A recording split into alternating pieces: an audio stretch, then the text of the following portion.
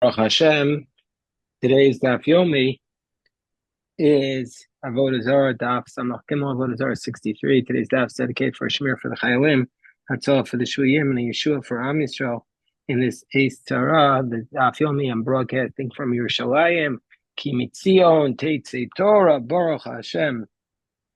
So we're going to start on the bottom of Samach Beis and Beis, around 10 lines from the bottom, with the story of Debei Rabbi Yanai. So Debei Rabbi Yanai, so the Academy of Rabbi Yanai, Yazbi Peri Shvius, they borrowed the fruits that were grown in the sabbatical year, Me'anim. They borrowed them from the poor. Uparu lahu b'shminis, and they paid them back with fruits that had grown in the 8th year. So, and the reason that basically they were consuming, so it happened as a result of this, that the poor people were consuming in the 8th year, after the time where they weren't allowed to, the fruits of the sabbatical year, because the money had transferred to those fruits, and then they were eating them in the 8th year. So they wanted to know if that was okay. So also they came to Amar Leil Rabbi Yochanan. They came to Rabbi Yochanan, and Rabbi Yochanan said to them, Amar Lahan, Rabbi Yochanan said to them, Amar Lahu, Rabbi Yochanan said to Debei Rabbi Yana, Yo Sein Avdin, they're doing the right thing. It's okay what they're doing. And the reason why what they're doing is okay is because at the time when they took the money, for the fruits from the sabbatical year, at that time, the fruits of the 8th year were not yet in existence. So it's not considered like a direct exchange. And so therefore, the Kedusha of Shvi, the same thing, the sabbatical year, does not extend, excuse me, to the fruits of the 8th year. So, and he said there's a similar halacha that we find by an esnan. And there it's also permitted. What's an esnan? The esnan is the halacha in the Torah that if a man is, God forbid, with a harlot, and he exchanges, let's say, a lamb to her for her services, then that lamb cannot be used as an offering in the Beis Hamikdash. But let's say, in this case, let's say he was with her, and then later on he gave her an esnan, it's going to be permitted to bring it, because he didn't actually bring the lamb. The lamb was not directly in exchange for her services, because it wasn't directly at the time that he was with her, and so therefore it's going to be considered just a regular gift. So the Gemara says, wait, let's analyze this case. You say with an esnan it's mutter, Titania, because we learned in a brisa, and we're going to spend the majority of the daf dissecting this brisa. Let's say he gave her the lamb, but he never actually was with her, or bala, or let's say he was with her, but he didn't give her the lamb, then mutter. Then it's going to bring, she's allowed to bring that lamb as an offering. So the Gemara says, well, that just doesn't make any sense. If he gave her the lamb, but he wasn't with her, pshita, obviously she can bring it. Keeping the bala, since he was never with her, Matana Ba'amahu, he's just giving her a gift. Of course she can bring it. So it must be the Yavla Visu Baila. It must be he gave her the lamb and then he was with her. And excuse me, keeping the Baila, Matana Ba'amahu Yavla. Since he was never with her, he was just giving her a gift. And furthermore, the second part of this Bryce, it also doesn't make a lot of sense. Baila, well, not somehow. Let's say he was with her, but he never gave her anything. So what's she going to bring? Hello, Yav Lavomidi didn't give her anything. So of course she's not prohibited to bring that as an offering in the temple. He didn't give her anything. And therefore the brisa can't be understood in a simple manner. So the kibbutz the Mayas mutter. What does it mean that the esnana is permitted in that case? He didn't actually give her anything. So this is how we read the brisa. Let's say he gave her the lamb. And only afterwards was he with her. It's then a mutter. Or if he was with her and afterwards he gave it to her, it's permitted. So what does that mean? Let's say he gave her the lamb and only then was with her. So why is that permitted for her to bring that lamb as an offering? Once he was with her, we should say on the top of Samach Gimel Ben Aleph, we should say, well, obviously he's paying her the lamb for the rights to be with her, so therefore it should be prohibited to be brought as an offering retroactively. So I'm a Rabbi. So says Rebbe, hold on, just changing the girsa a little bit. Here it is. Hold on, let me see who it is, who they're changing it to. I'm a Rebbe Lazar. So Rebbe Lazar says, Kishekadma Vikri Vaso. No, why do we say it's prohibited? That what's going on here is that he basically gave it to her, and she had so she had jumped ahead and brought it before he was with her, and so therefore she jumped ahead and brought it. So therefore, it's going to be under those circumstances, it's prohibited. We don't say retroactively it's permitted. So the Gemara says, let's analyze this case. Hechidami, what's going on? If he said acquire this now, Pshita de Shari, then obviously if he gave it to her before he was with her, it's permitted, because even though it's on the condition that he's going to be with her, nevertheless, since he gave it to her before he was with her, it's not an exchange for being able to be with her. Pshita de Shari, because it's not in existence at the time that he's with her. He just gave her a gift. And if he didn't say to her, acquire from now, then if he didn't give it to her, if she didn't actually acquire it, how would she be able to bring it if she didn't own it? It says Kodesh. If it says in the pasuk, if a person will make something from his household holy, Amarachmana, Ma Beiser B'Shutav Kol B'Shutav. So he's only allowed to consecrate to the altar something that he owns. So what must he have said to her? El da Amarla, he must have said to her, V'havi Gabech Ad Shatzpia. This shall be in your possession until we actually are together. But if you need it, you can acquire from now.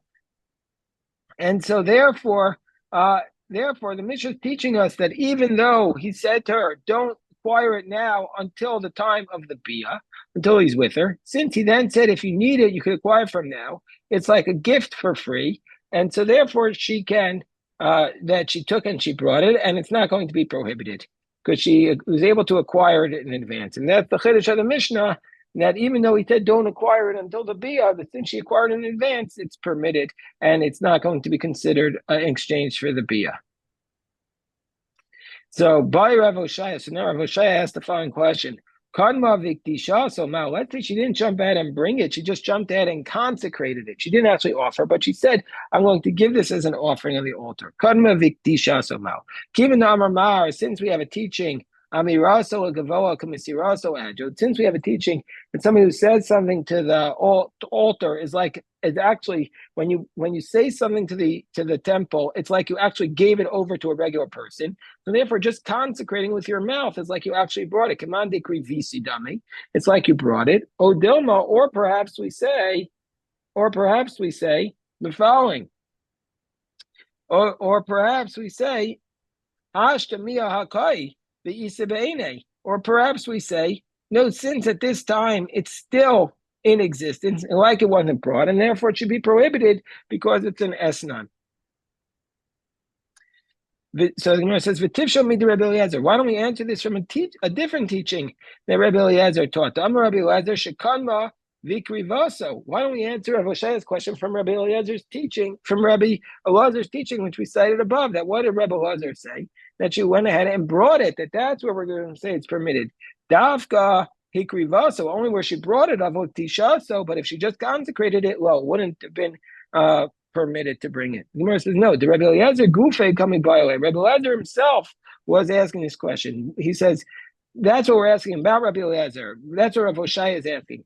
He's saying, Mivsha Pshitule Rebbe Eliezer de Krivaso Davka Aval Hiktishaso. Was it obvious to Rebbe Eliezer that it's only the case that it's permitted if she actually brought it, but if she consecrated it, it would not be permitted to Isa B'Shaspia because it's actually in existence at the time that he was with her. Or Dilma Krivaso Shitule, or maybe it's obviously the case that if she brought it, it's permitted. The only question is whether or not she just consecrated. Would that be a question? And that's what Rebbe Shai is asking about Rebbe Lezer's on Rebbe Lezer's teaching. So take it. We leave that question unresolved. So now the next piece of the Gemara, it says the next part of the price has stated. Now let's say he was with her, and then and then he gave her the esnan, it's permitted. So why is it permitted under those circumstances? Mini, we have a contradictory source that it states in Tamura. It says, "Bo'av akach nasara afil mikanat shalosh shanim esnan aser." It says in Tamura, Daf Chof Tes, that if he was with her, hold on one second. Hold on one second. So the Bryce in Tamura says that if he was with her and then he gave her something even up to 3 years, the estim is prohibited. So how do we explain the contradiction? So Amar Nachum Bar Yitzchak Amar Chisda Lo Kasha. So there's a distinction between the two Bryces. They're talking about two different cases. Hada Amar Espali Mi Betala Zeh. Hada Amar Espali Betala Stam. One is where he says, become be with me in exchange for this lamb. That would be prohibited even up to 3 years. Whenever he gives her, it's considered an estan and prohibited. And one is where he says for a talastam, or just a lamb in general, then it's not going to be considered to be an esnan, and then it's permitted. So the Gemara says, let's analyze this further. Even if he says be betrothed to me in exchange for this Toa, I have it. What's the difference? She hasn't acquired it yet.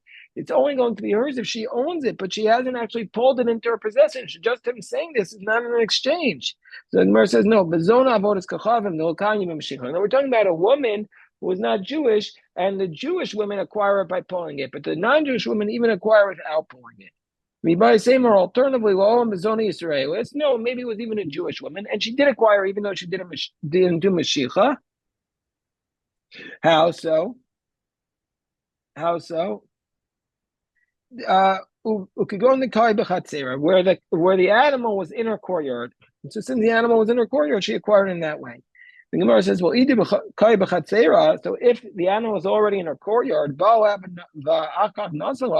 why did the case that you're talking about, where he was with her and then he gave it to her, if it was the animal was in her courtyard, she acquired it the whole time. She had acquired it the whole time. So the Gemara says, no, we're talking about a case that he said that this animal that's in your courtyard is going to be considered like a apoteki, meaning to say it's like a mortgage. The Amar, he said to her, or like a pledge or a deposit. He said, if I give you the money, mikana yoponi mutav, I have like 30 days to give you the money that I owe you. Below, otherwise, shakli besnaneh. Or else you take this esnon, this lamb, which is in your courtyard. So Master Rav Sheshes challenges this din of Rabbi Yochanan. Again, what did Rabbi Yochanan say to debate Rabbi Yanai? Rabbi Yochanan said to the debate Rabbi Yanai that if the fruits were not in existence when you tried to pay for them of the sabbatical year, then we're going to consider that those fruits are not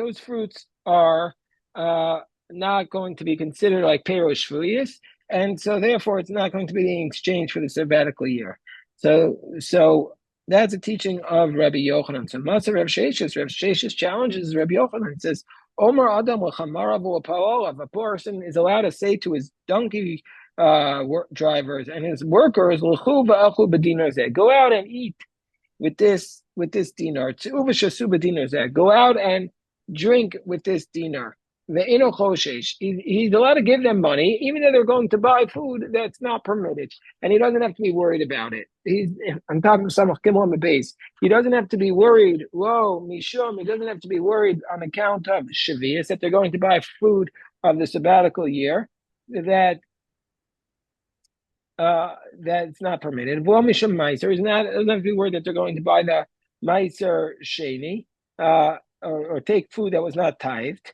He doesn't have to be worried that they're going to buy the yayin nesach. But if he said to them, go out and eat, vani poreya, and I'll reimburse you. Hold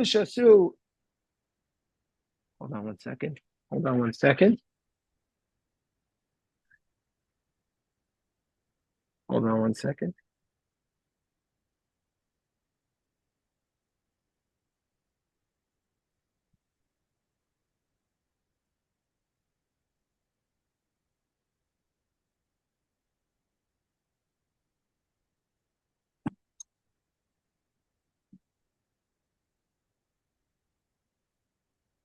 So if he says, but if he says, "Tu v'shesu v'ani porea," then under those circumstances, choshesh mishum shavias umishum meiser umishum yenesach. Then if he says, "Go out and reimburse you," then he is actually taking the object that's prohibited and feeding it to them. Because and now he's not, and he's now he can't. He's not just giving them the money. So the Gemara. So we see from here. Hold on one second. We see from here. Alma ki kapara dmei isur kapara. So we see from here that when he's paying them, he's just paying them Alma ki kapara when he's paying them the money, dmei isur kapara. He's paying them the money and reimbursing them for something that they bought that was prohibited, and that's exactly what's going on with the Yayin Nesach, with the case of Rabbi Yanai, where they're paying them back for the fruits of the sabbatical year, even though they're no longer in existence. So therefore, this price, it seems to contradict what Rabbi Yochanan taught. So Gemara says, Timur Rav Chisda, no, the case where he says, go and pay and I'll reimburse you. And why is that going to be prohibited? Timur Rav Chisda, so Rav Chisda explained, now we're talking about a shopkeeper who knows him. And so therefore, when they go and buy it, it says like the shopkeeper is going into the guy's assets right away. Since he typically gives him credit, he's acquired that dinar at the exact moment. So he's basically, at that moment that they're buying the non-kosher food, the non-kosher items, the shopkeeper is directly taking the money from the Baal Habayis, and that's the problem. So the Gemara says, but if there will be a shopkeeper that doesn't give it to him on credit, what will be the law? Mutter. It'll be permitted. If that's the case, so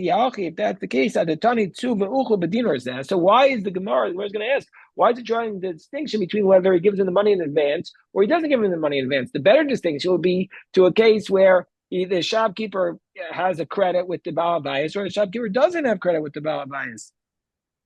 That's what the Gemara says. It should draw a better distinction with a shopkeeper who basically goes into the guy's credit and takes it. The Mishtabele, where the guy has basically mortgaged to the shopkeeper. But if a shopkeeper that doesn't give it to him on credit, it would be permitted. And furthermore, another question, that even if the shopkeeper doesn't have a credit with the Baal Habayis, it would still be the Baal Habayis would still be meshubed. It would still be like he went into his assets right away. Didn't Rava teach us that if somebody says to his friend, I give a certain amount of money to such and such a person, that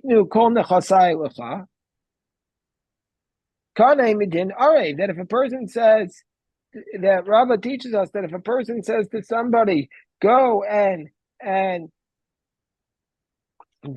give money to this and this person, and after he says to Shimon, go give $100 to Levi, and you can go and take my property in exchange.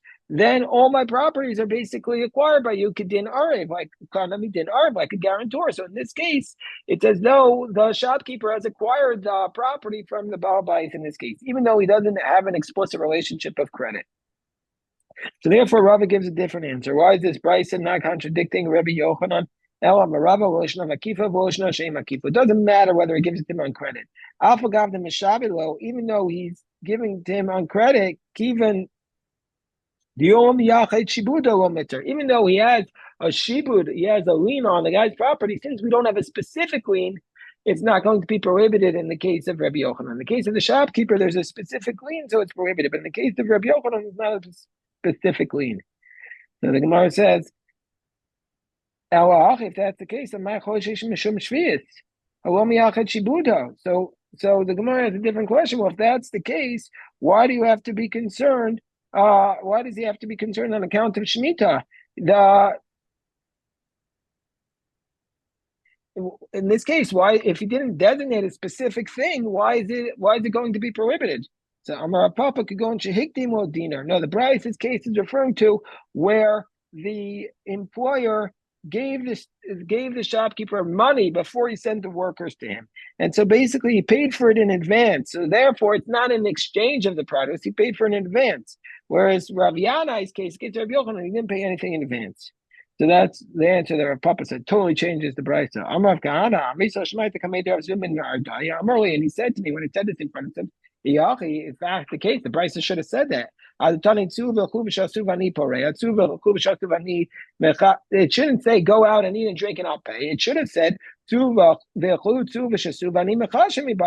and drink and I'll calculate. I mean, I already gave him money. You go out pay and I'll calculate it afterwards. But that's not what it says. Go out and drink and I'll pay him.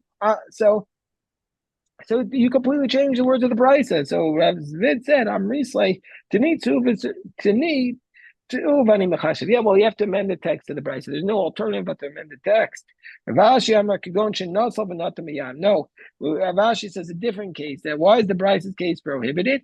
Is where the employer took the food from the storekeeper and gave it to his workers. He actually picked it up and gave it to them. So he was much more involved.